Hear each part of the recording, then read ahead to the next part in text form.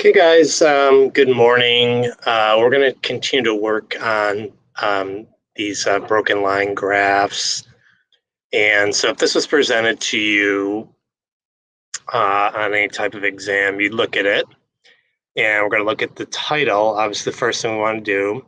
And this says popularity of the name John in Ireland from 2002 to 2011.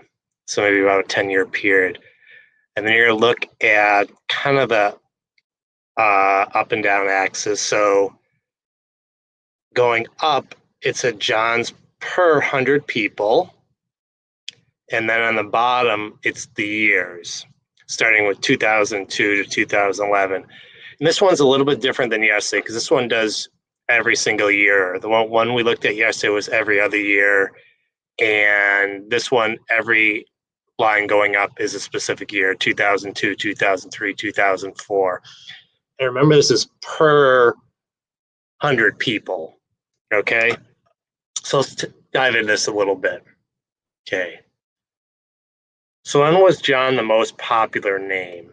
Okay, so John was, if we look, we're going to look for the highest point, and that's going to be right, if I bring my mouse up, that's going to be right here.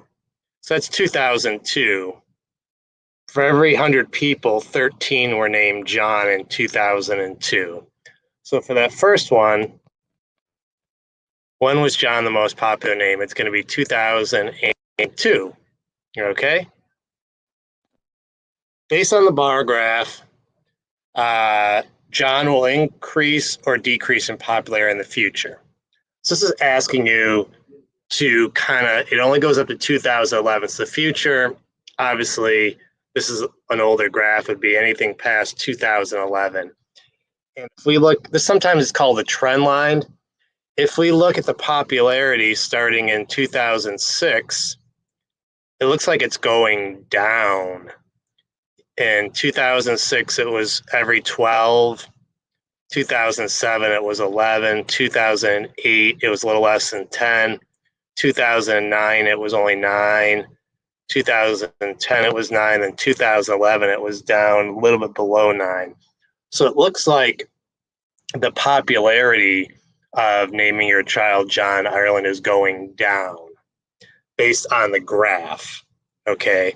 And this is just a prediction too. So based on the graph, will John increase or decrease in popularity in the future? I would say based on this, it'll probably decrease because it's going down, okay? How many Johns were there per 1 million people in 2002 and 2011? Okay, so a couple things here. This is only per 1,000. So you would have to multiply whatever you have times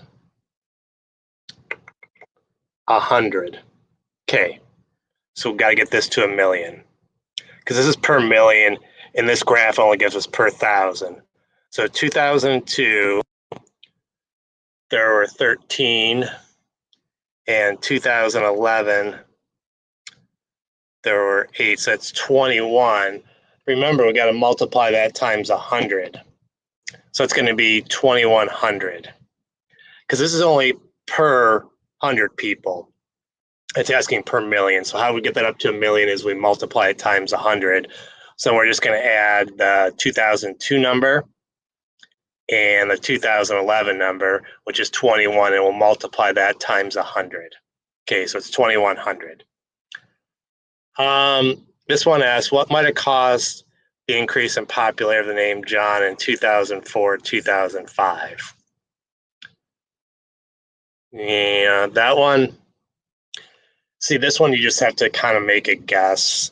And this one probably wouldn't be on the test because it would give you some content. But one thing, maybe the Pope's name, who's Ireland is a very Catholic country. So maybe I think in maybe 2000, I'd have to look, but maybe Pope John might have caused that.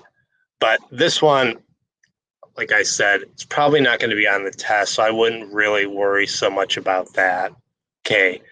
And the last one, why do you think the name John decreased in popularity in the 2000s?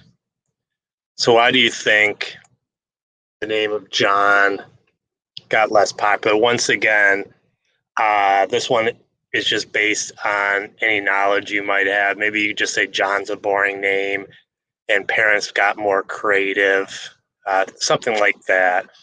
And for this, the last two, it's not a right or wrong answer. So, but I think you just have acknowledged that